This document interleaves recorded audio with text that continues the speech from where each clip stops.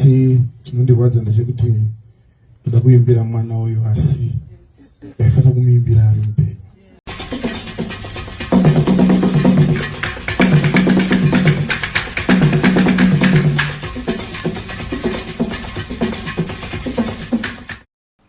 Kwaziwai mhuri yeZimbabwe kwese kwamungadai muri, kana kari kekutanga kusvika pano chibva wangosubscribe, kulika nekukomenta ubva washare.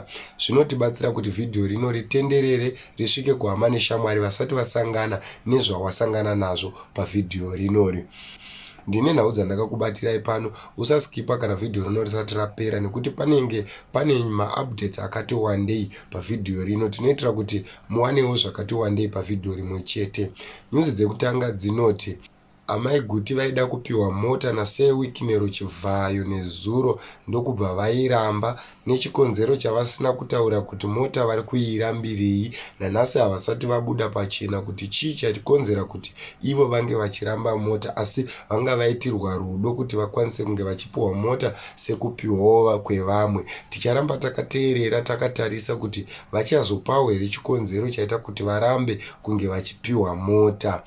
Nhau dzechipiri dzandakakubatirai dzinoti pane musikana nemukomana vakashayika kuCanada, avo vanozivikanwa nekunge vachienda kushow yekwamukoma Japreza. Pavakaenda kunoita show kuCanada, musikana anonzi Kimberly anotida mazarira nemukomana ainzi Edmond, avo vakashayika netsaona mumugwagwa, mota yakabheuka ndokubva vashayikira ipapo vese.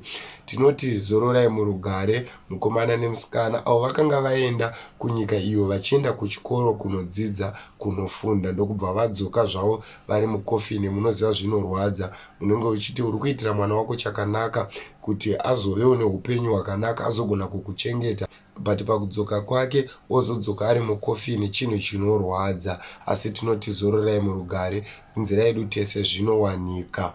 Asi chazonakidza ndechekuti mukoma Japreza nhasi manheru varara vari kumariro vachichemawo nevamwe. Pamashoko avataura vanoti ndauya kuzochema nemumwewo wangu akashayika ari munzira kuzondiona kana kuti kuzondisapota kuti ndiitewo mari, nekuti ndivo vanhu vakaita kuti ndisvike pandiri pano. Saka ndauya kuti ndizosiyawo voisi rangu, kana achienda aende anzwa imbo kwangu sezvaakafa aine shuwiro nazvo.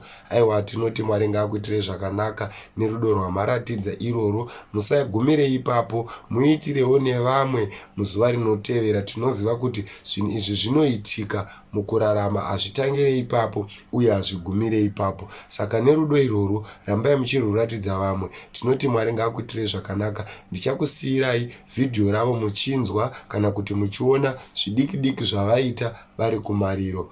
Thank you.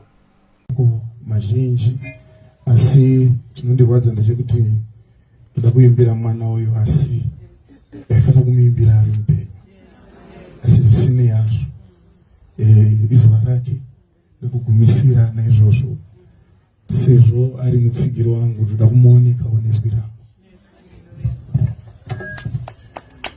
Mweya mutsvene, mweya mutsvene, mweya mutsvene woye,